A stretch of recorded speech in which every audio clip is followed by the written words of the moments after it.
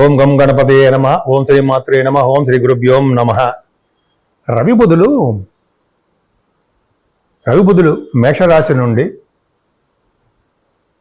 వృషభ రాశిలోకి మారుతున్నారు. మేషం నుంచి వృషభం ఓకే. రవి బుధులు ఒకే రోజున మారుతున్నారు చూసారా.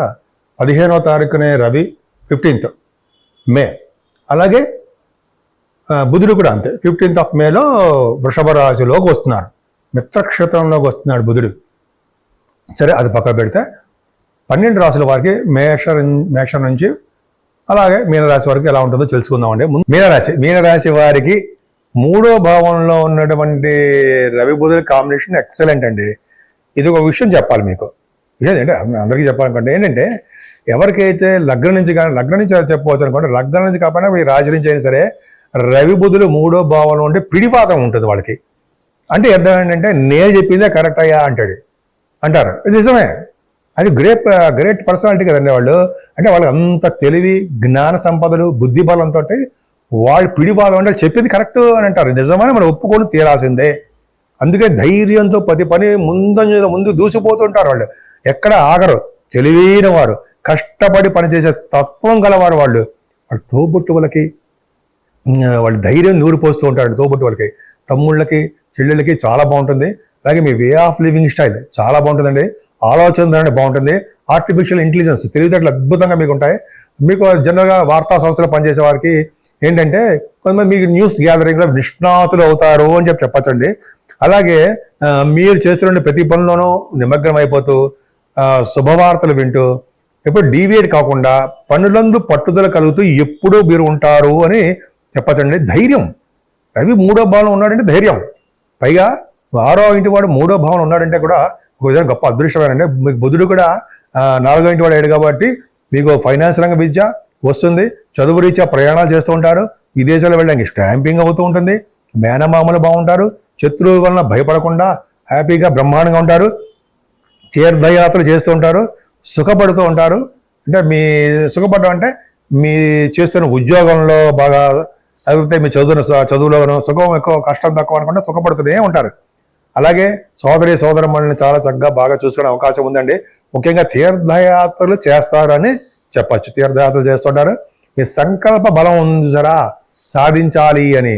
ఆ బలము మీ ధైర్యం తోడవడం వల్ల ప్రతి రంగంలోనూ ముందంజలో ఉంటారు. ముఖ్యంగా ఉద్యోగస్తులకి, వ్యాపారస్తులకి భయపడాల్సిన అవసరం లేదు.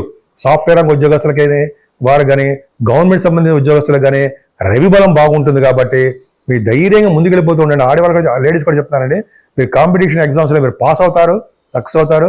సివిల్ సర్వీసెస్ గ్రూప్స్ రాస్తారు కదా, వాటిల్లో కూడా మీరు విజయం సాధించడానికి అవకాశం ఉంది.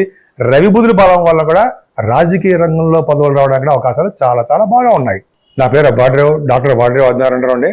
మీరు మీ జాతకాలు చూపించుకోవాలనుకుంటే మీకైనా సరే, మీకు తెలిసిన బంధువులైనా సరే, ఎవరైనా సరే అండి, నా మీద నమ్మకంతో చూపించుకుంటే మీ date of birth, time of birth, place of birth 3 ఉండాలండి. 3 ఉంటే అద్భుతమైన ఫలితాలు వస్తాయి. చాలామందికి ఏంటంటే వీసా స్టాంపింగ్ అవ్వట్లేదని విదేశాల్లో అనుకుంటుంటారు. ఉద్యోగం రావట్లేదురా బాబు ఉద్యోగం అని చాలామంది ఫోన్ చేస్తుంటారు కూడా చెప్తున్నా. వాళ్ళందరికీ వచ్చాయి, నేను చెప్పిన తర్వాత వచ్చాయి. కొన్ని డేట్స్ పెడతానండి, ఆ డేట్స్ ప్రకారం వస్తాయి. ఉద్యోగాలు రావట్లేదని, లేకపోతే అక్కడ బిజినెస్లు, ఇంటర్నేషనల్ ట్రేడింగ్లో కూడా సక్సెస్ కాలేకపోతున్నామని, స్టాక్ మార్కెట్స్ వాటిల్లో కూడా మేము సక్సెస్ కాలేకపోతున్నామండి అనేది ఒకటి. అలాగే medicine Vidya, engineering Vidya, masters in law, ఆ విద్యలు వాటిలో కూడా మేము రాణించలేకపోతున్నాం. చాలా చాలా ఉండడానికి అవకాశం ఉంది. మీరు విద్యలో కానీ మీరు మీ ఏ పార్ట్ ఏదైనా పర్లేదండి. అంటే ఏ ఆస్పెక్ట్ అయినా, అదే వివాహం కావట్లేదనో, ఉద్యోగాలు రావట్లేదనో, అదే మ్యాచ్ మేకింగ్ అంటే వధూవరుల యొక్క జాతకాల పరిశీలన, అదొకటి మోస్ట్ ఇంపార్టెంట్ అండి. చాలామందికి నేను చూస్తుంటాను అలాగే. సో ఇదో విధంగా తక్కువ ఖర్చుతో చేస్తుంటాను. అది కూడా ఎక్కువ వేల తీసేసుకున్నాను. అదో పక్క పెడదాం. ఏదో ఒకటి ఇంపార్టెంట్ అండి మరి మనకి. సో ఈ విధంగా ఏ ఆస్పెక్ట్ అయినా సరే మీరు ఉంటే నాకు పంపించండి, నేనే డైరెక్ట్గా మీతో మాట్లాడతాను. అలాగే నేను షూట్స్లో ఉన్నా, లేకపోతే జాతకాలు చెప్తున్నా కబుక్క నేను ఫోన్ లిఫ్ట్ చేయలేకపోవచ్చు, మా మిస్సెస్ గారు మాట్లాడతారు. లేదా మీరు వాట్సాప్లో మెసేజ్ పెట్టేయండి, నేనే తర్వాత చూసి మీకు మెసేజ్ మాట్లాడతాను, మీకు ఏం కావాలి అనేది. ఫీజులు కూడా చెప్పడం ఎంత అవుతుంది అనేది, అది కూడా మనం దాంట్లో మాట్లాడుకోవచ్చు. సో ఈ విధంగా ఉంటుందండి, భయపడాల్సిన అవసరం లేదు. ఇంకా చెప్పాలంటే మీకు వాస్తు రీత్యా కూడా చిన్న చిన్న డౌట్లు ఏమైనా ఉన్నా మీకు ఆల్రెడీ తెలుసు అనుకోండి, వాస్తు రీత్యా కూడా ప్రాబ్లమ్స్ ఉన్నా, డౌట్లు ఉన్నా అది కూడా నేను చెప్పడానికి సిద్ధంగా ఉంటాను, ప్రాబ్లం లేదు. ఇప్పుడు మనం రవి బుధుల గురించి చెప్పుకున్నామండి. రవి కొన్ని రాసుల వారికి ఇబ్బంది కలిగిస్తూ ఉంటాడు. ముఖ్యంగా 11వ భావం అంటే రవి మంచివాడు కాదు కదా, కొన్ని కేంద్రపత్య దోషాలు, కొంతమందికి రవి బుధుల వారి కాంబినేషన్ చాలా ప్రాబ్లమ్స్ ఉంటాయి. సో 12 రాశుల వారికి చెప్పదగ్గ సూచన ఏంటంటే, పైగా ఈ మాసం కూడా మనకి వైశాఖ మాసం కూడా వచ్చిందండి. మేషరాశి నుంచి మీనరాశి వారి వరకు కూడా ఈ 15 అంటే మనకి రవి బుధుల కాంబినేషన్ 15 నుంచి వచ్చింది కాబట్టి అది వైశాఖ మాసం అవుతుంది. వైశాఖము, జ్యేష్ఠ, అధిక జ్యేష్ఠ మాసాలు ఉంటాయి. సో ముఖ్యంగా మనం చేయవలసిన పూజలు ఏంటంటే సూర్య భగవాను యొక్క ఆరాధన. సూర్య భగవానుడు నమస్కార ప్రియుడు.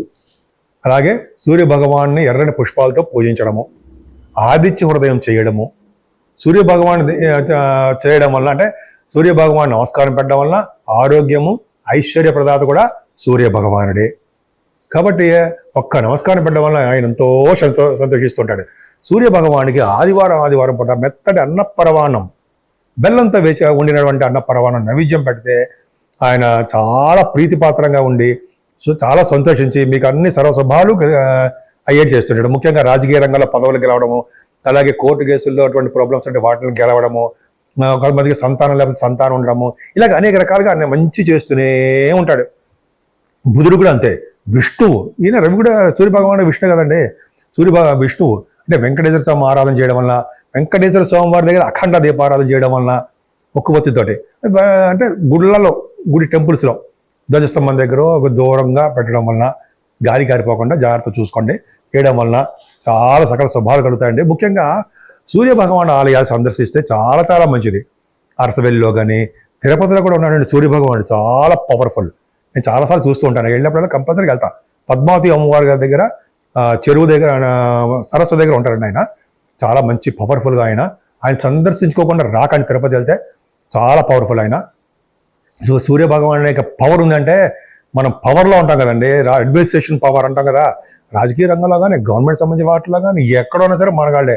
వాళ్ళు ఏంటంటే హుందాగా ఉంటారు. వాళ్ళు హుందాగా ఉంటే రాజలక్షణాలతోటి బ్రహ్మాండంగా మంచి వాకింగ్ చేసుకొని బ్రహ్మాండంగా ఉంటారు. సో రవి బుధుల వలన మీకు బుధుడికి సంబంధించిన అమ్మవారి పూజలు, విష్ణు ఆలయాల దర్శనాలు, విష్ణుమూర్తి వెంకటేశ్వర స్వామికి తులసిమాలు సమర్పించడాలు, అలాగే వెంకటేశ్వర స్వామిని ఇప్పుడు మనకి మాసంలో కూడా మనకి మల్లెపూలు వస్తుంటాయి. మల్లెపూలతో పూజించిన, మల్లెపూల దండ వేసిన సూర్య భగవాను కూడా చక్కటి ఆరోగ్యవంతులుగా, ఐశ్వర్యవంతులుగా, శుభాలు చేకూరుతూ ఎప్పుడూ ఆనందంగా ఉండడానికి అవకాశాలు ఎక్కువ ఉన్నాయి. అంతేకాదండి, ఇలా చేయడం వల్ల, రవి బుధులు పూజించడం వల్ల మీ వ్యాపారాల్లోనూ, విద్యలోనూ, భార్యాభర్తలకి అనురాగ బాంధవ్యంలోనూ, అలాగే భార్యాభర్త పెళ్లి కాని వారికి పెళ్లి అవడంలోనూ, సంతానం లేని వారి సంతానం, ఇవన్నీ కార్యక్రమాల్లో కూడా సూర్య భగవాన్ రవి బుధుల కాంబినేషన్ ఇంపార్టెంటే.